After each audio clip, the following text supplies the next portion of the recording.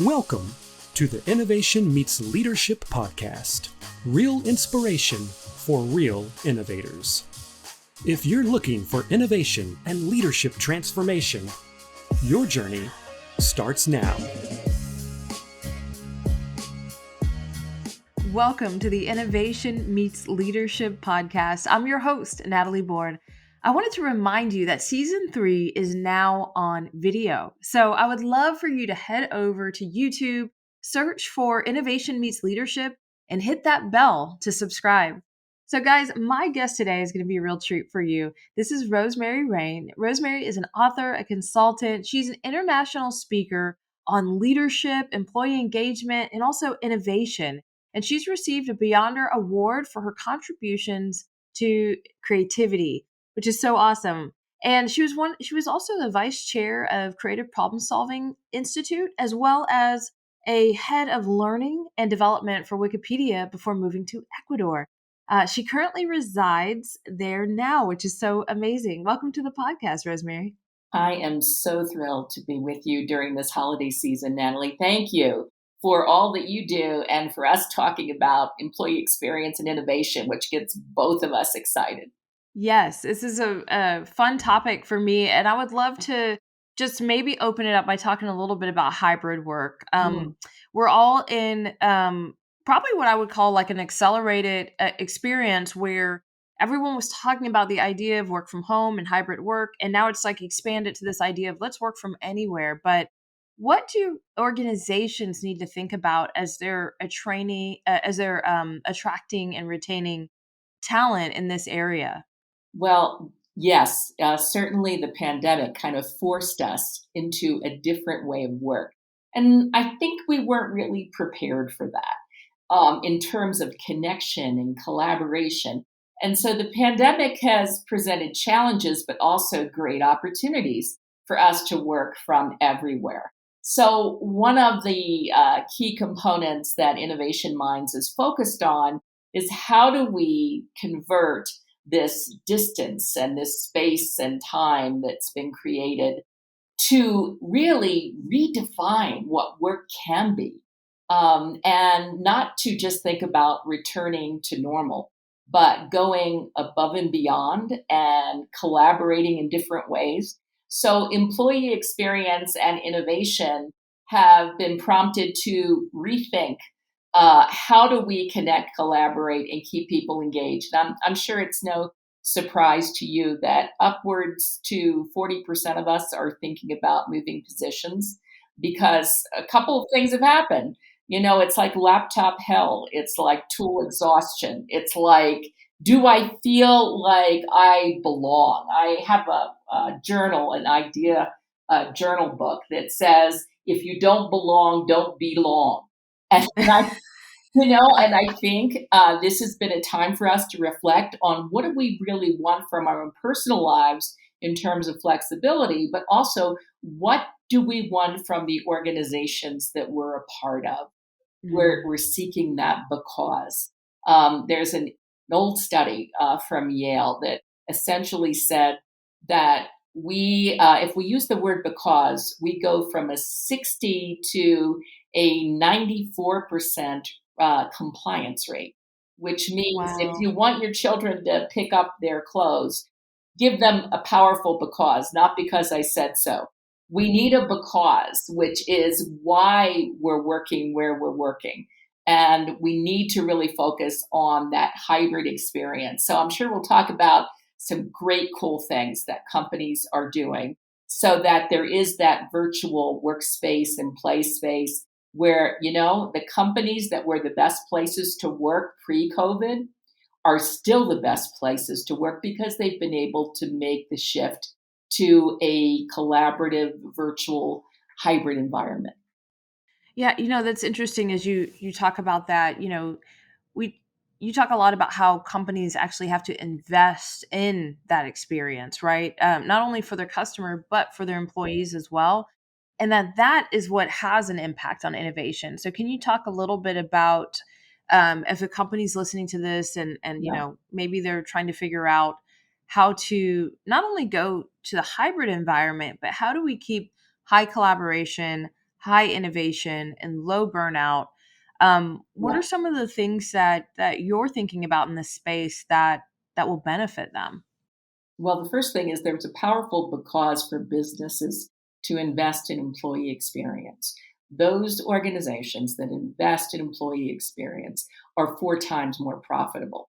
So it's not just the fun things. Like I can give you a list of some things companies are doing to create a more humanized workplace. Some companies doing virtual wine tasting, virtual tours midday so you can go to Tuscany during your lunch break. They're doing fun and cool things like that.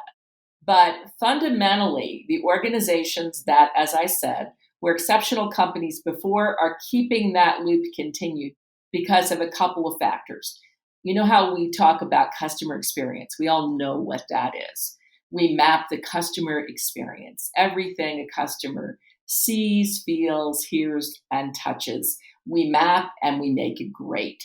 There's actually a Japanese word called kondo, which means you have this elation, you have this emotional connection to a product, a service. Well, employees are also seeking that emotional condo moment.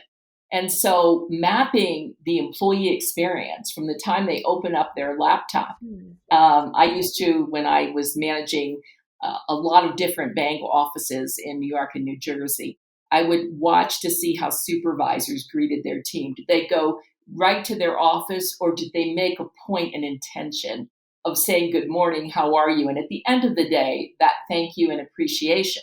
Well, fortunately, technology gives leaders some really awesome tools to listen to their employees continually, respond. And there's that ratio.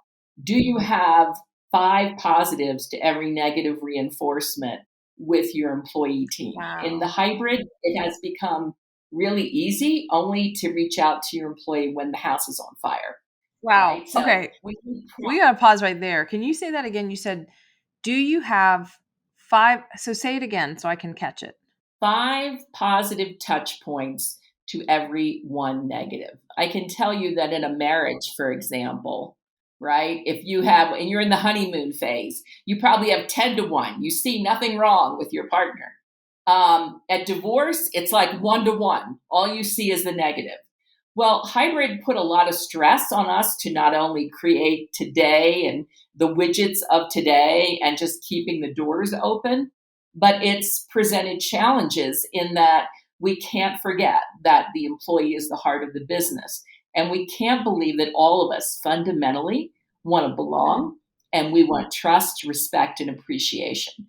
So when we talk about this positive reinforcement, you know what one positive reinforcement is? Mm. The bridge to innovation, which is when you ask employees for their help and their ideas and suggestions, you're complimenting that Mhm. employee. So it's not just great job, Bill. It's engaging them in a meaningful way. So, for example, thanks to machine learning and AI, we can check in on the mood of our employees and what their employee experience is. And we can actually find keywords. We have 75% of our employees that are saying our onboarding is terrible. Well, you can do something about that and respond to it. So we can use data and we can use this new technology as a friend, just as, when you're going through Facebook and you're looking for a particular product, you're going to get lots of ads. We likewise can use technology, as well as, let's not forget that every manager is responsible for whether that employee succeeds or ends up leaving and going somewhere else, because your role as a supervisor continues to be the key ingredient. I think they said that, that when they ask employees that are leaving what would have made the difference, hearing from their manager once a week about their contribution. Wow. That's a really, really big deal. And I think what I it really highlights is how much there are withdrawals from the bank account, but if we're not putting those deposits into that employee's life each week, that has such an impact. So they didn't say, "I want more money," which I'm sure everyone wouldn't mind more money. But and it wasn't, "I want free food in the break room." It wasn't, "We needed a foosball table." It was, "I want to know that I matter. I belong here and I'm making a difference. And I'd like to know that as a weekly touch point. Like I'd like some way for you to communicate to me weekly that I'm doing a good job and that what I'm doing is right. And I think for most employees, they just want to know what does a win look like and how do I know when I've won? And so that's on us as leaders to provide that for those that we lead. What does a win look like and how do I know when I've won? And how about just a simple thank you for winning? Thank you for doing a great job. It's the basic stuff, right? Um, it's the core fundamentals to why we feel like we belong and trust. Like, for example, trust. What is an example of trust? The Four Seasons. My hope is to get to every Four Seasons in the world. I've had the pleasure of teaching around the world, and they are a hotel known for exceptional customer service, their chain. And you know what? They say to every employee, do whatever it takes, Wow. no questions asked. Wow. Now, does your company have 14 approval processes for buying a laptop? I don't know, but let's take a look at trust in all of its forms of what that looks like. Wow. It's and I love the do whatever it takes because I think that now you've empowered people to use their brain, right? I mean, people want to come to work and they want to be able to look at a situation and say the right thing to do in this situation is X and not have to jump through 14 hoops in order to deliver that.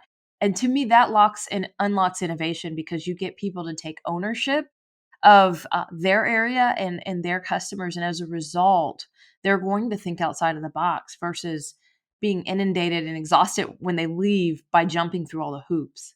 And that's our second favorite topic, innovation, right? And you need to make innovation as natural as breathing. It's not a once a year all's hands that happens. You need to incorporate this into the DNA of the organization. And unfortunately, there's a couple of core reasons why innovation fails in companies.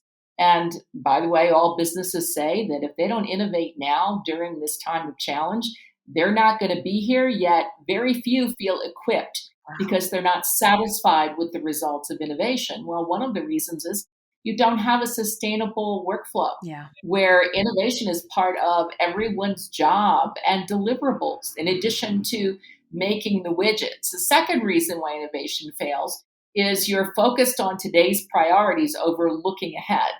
And if you just take a look at, there's a great resource for your viewers, which is Trend Hunter.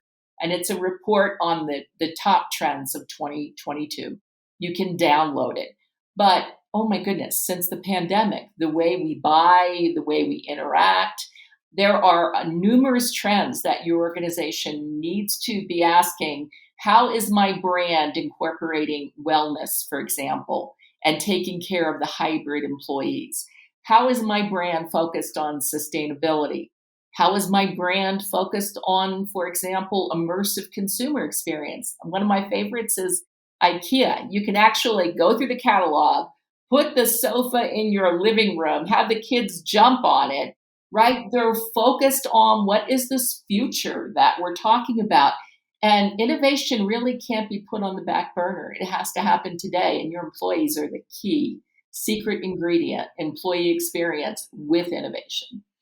That's so powerful because I think part of what you're leaning into there is it's not owned by a chief innovation officer. It's owned by the entire organization. And the best companies that I've seen innovate very, very well, they get it out of the head and the heart of the CEO and they get innovation into the hands and heart of every single person to believe that innovation is part of their job, not just the job of the person that's, at the very, very tip top of the organization. And so I love what you're saying there because, and that's backed up by the organization. When you listen to your employees, invest in their ideas, and really hear them, and show them that you do care about what they know. Because honestly, they're the ones on the front line talking to the customers. So they are most likely the most innovative because they're hearing problems all day. Those problems can instantly be turned into innovations within that organization. Well, and you're right. You mentioned Wikipedia. One of the favorite programs that I sponsored at Wikipedia was called FailFest. And believe it or not, it's a palooza. It's an amazing thing. Why?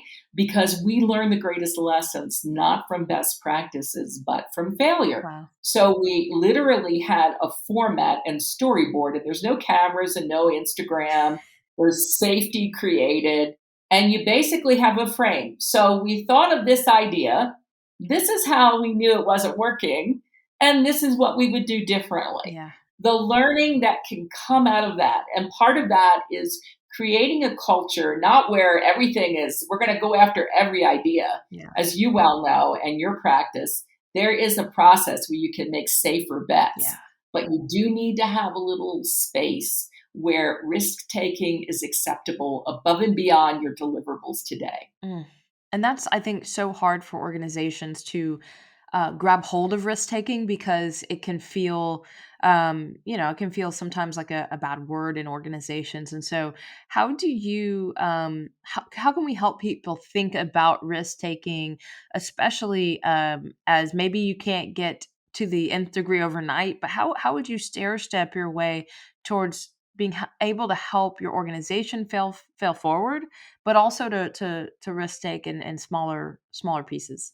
Well, I think you're right. It begins at the top. It begins with executive sponsorship. It says, we are going to innovate. And it's not just innovating new products, it's innovating, for example, the humanization of the workplace, our own internal processes. So it's product, it's process, but we essentially innovate or die. So every day we're thinking about what did we like best? What will we do next time?